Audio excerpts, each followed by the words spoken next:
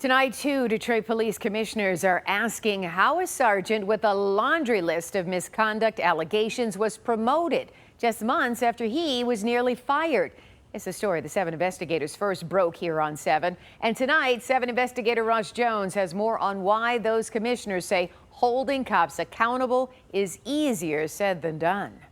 I just totally shocked, not really surprised that the department would tolerate that type of behavior. A fixture on Detroit's Board of Police Commissioners tonight says the city is failing to police its own officers.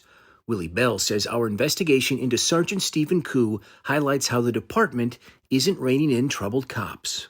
Until you exposed him, he was getting away with it and got promoted and probably be promoted to lieutenant. In his 12 years on the force, Sergeant Koo racked up 85 citizen complaints. The department average is just 8. He's been accused of harassing people of color, using demeaning and racist language, and using or threatening to use excessive force.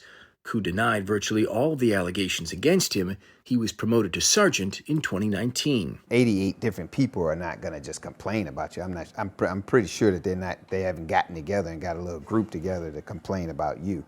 This is something that you're doing that you need to make a correction in how you handle the citizens of the city of Detroit. But commissioners like Darrell Brown say even if they tried to block Koo's promotion to sergeant, they likely couldn't.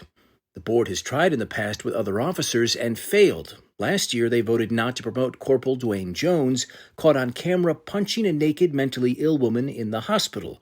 Jones was later convicted of misdemeanor assault, but the department cited an arbitrator's ruling that said discipline can't prevent an officer from being promoted. The biggest thing that we're up against with the board is that contractually, if he takes a test and he passes that test, the board really has no jurisdiction to stop that promotion.